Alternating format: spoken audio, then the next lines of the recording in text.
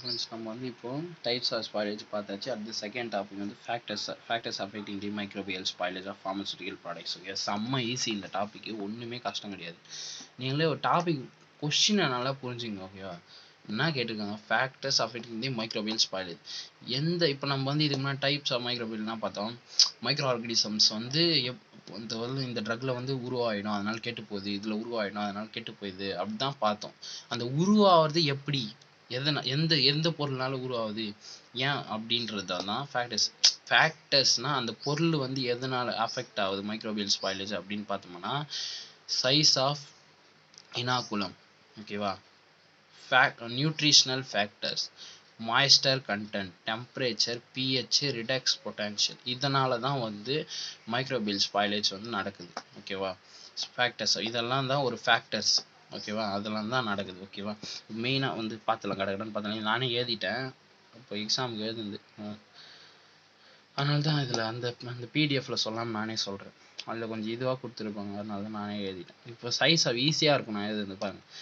ஒரு size of இனாகுலம்னா உங்களுக்கே தெரியும். சைஸ்னால் எது, ஸ்மாலு, லார்ஜ், அந்த மாதிரி சைஸ் டிஃப்ரெண்ட் ஆகுது. அதே வச்சு தான் இது கான்செப்ட்லேயே இருக்கும்.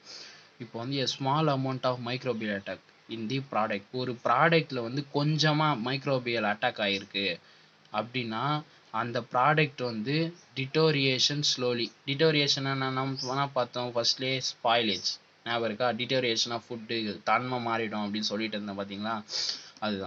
அதுதான் சொல்கிறாங்க இந்த இடத்துல. புரிஞ்சிருதா இப்போ உங்களுக்கு? சின்ன அமௌண்ட்டில் வந்து மைக்ரோபியல் அட்டாக் வந்து ஒரு ப்ராடக்டில் நடந்திருந்தா அது அந்த ப்ராடக்ட் வந்து கொஞ்சம் கொஞ்சமாக கெட்டு போயிடும். Deterioration slowly.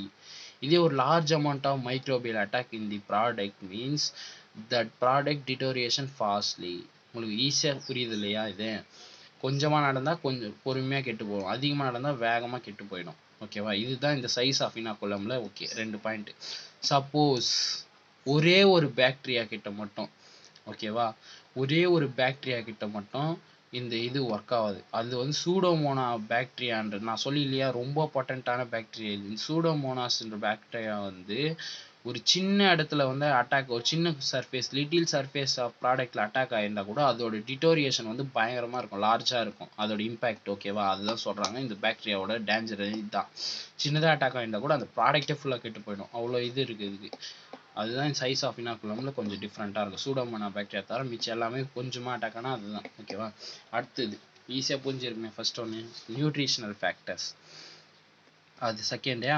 இது வந்து என்னன்னா, இப்போ நம்ம ட்ரக்கில் வந்து நிறைய நியூட்ரிஷன் போகும். நியூட்ரிஷனு அதெல்லாம் இருந்தால் தானே நம்ம அந்த நியூட்ரிஷனை நமக்கு கொடுத்து அந்த ட்ரக்கு நம்ம உடம்புல இருக்கிற அந்த ஃபீவரையோ கோல்டையோ ஏதோ ஒரு இது வந்து கிளியர் பண்ணணும் இல்லையா?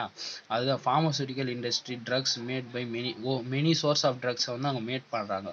அந்த அத்தனை அத்தனை ட்ரக்லையும் வந்து நிறைய நியூட்ரிஷன்ஸ் வந்து இருக்கும். Drugs have many more nutritions. ஓகேவா, அதில் வந்து என்னென்ன நியூட்ரிஷன்ஸ்னா, example glucose, water, carbon, nitrogen. Normally we use the nutritional factors for இந்த நியூட்ரிஷன்ஸ் தான் நம்ம வந்து ஃபார்மசூட்டிக்கல் ப்ராடக்ட்ஸில் வந்து யூஸ் பண்ணிட்டு வரோம். இதெல்லாம் காமனான பாயிண்ட். ஓகேவா, இப்போ வந்து அந்த யூஸ் பண்ணுற நம்ம இந்த நியூட்ரிஷனல் ஃபேக்டர்ஸே ஒரு பெட்டர் என்விரான்மெண்ட்டாக சேஞ்ச் ஆகிடுமா மைக்ரோ ஆர்கனிசம்ஸ் வந்து வளர்கிறதுக்கு?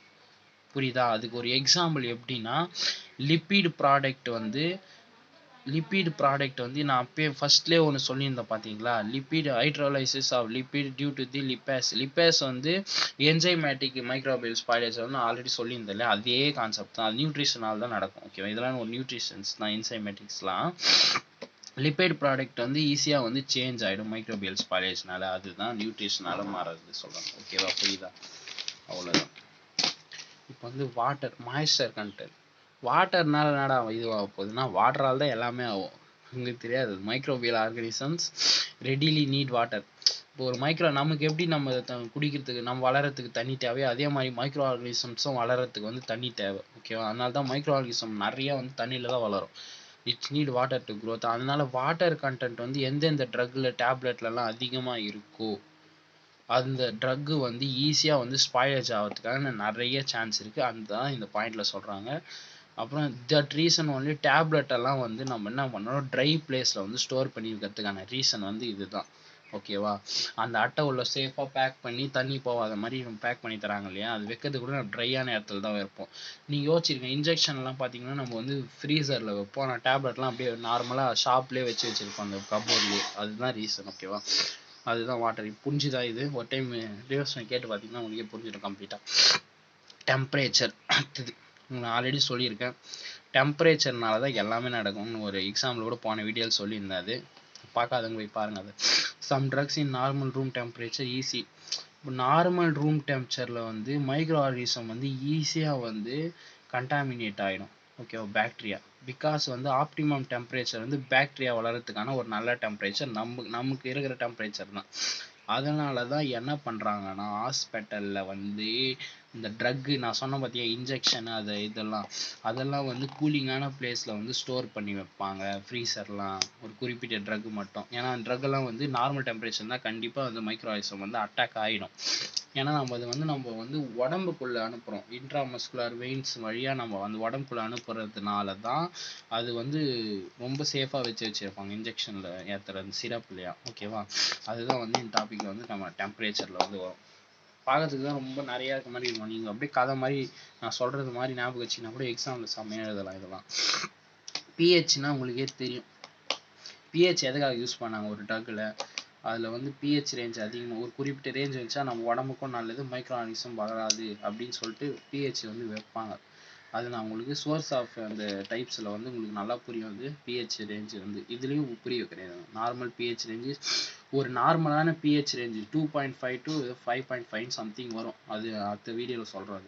அது வந்து பாக்டீரியா வளர்கிறதுக்கான ஒரு நல்ல இது அது பிஹெச் ரேஞ்சு. ஓகேவா? அந்த பிஹெச்சில் தான் பாக்டீரியா வந்து நல்லா வளரும். அந்த பிஹெச் வந்து one of the most important factors affecting அதான் நான் சொல்லி இல்லையா? பிஹெச் தான் ரொம்ப முக்கியம். மைக்ரோ ஆர்கானிசம் அட்டாக்லேயே மைக்ரோபியல் ஸ்பாயிலேஜ் அட்டாக்னே வருது. மைக்ரோபியல் ஸ்பாயிலேஜ்லேயே வந்து ஃபார்மசூட்டிக்கல் ப்ராடக்ட் வந்து பிஹெச் தான் ஒரு முக்கியமான இடத்துல இருக்குது. ஏன்னா வந்து நம்ம ஒரு ட்ரக்லையும் வந்து பிஹெச் வந்து பிஹெச் இல்லாமல் ஒரு கூட இருக்காது. ஓகேவா?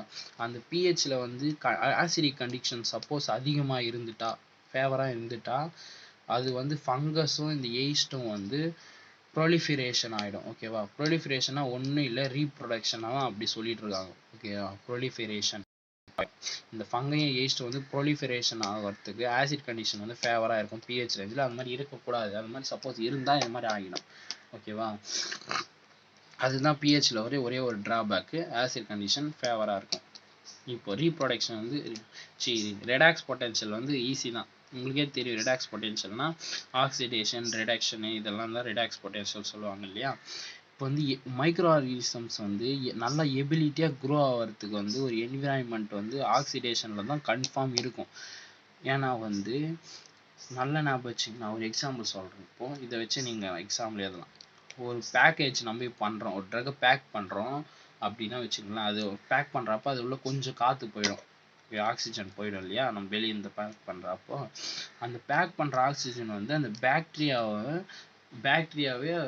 அந்த ஆக்சிஜன் தேவை. அது வளர்கிறதுக்கு கண்டிப்பாக ஆக்சிஜன் வாட்டர் எல்லாமே நம்மள மாதிரி அதுக்கும் தேவை. ஏன்னா அதுக்கும் வந்து உயிர் இருக்குது. அதனால் வளர்கிறதுக்கு அதெல்லாம் தேவை தான் அதுக்கு.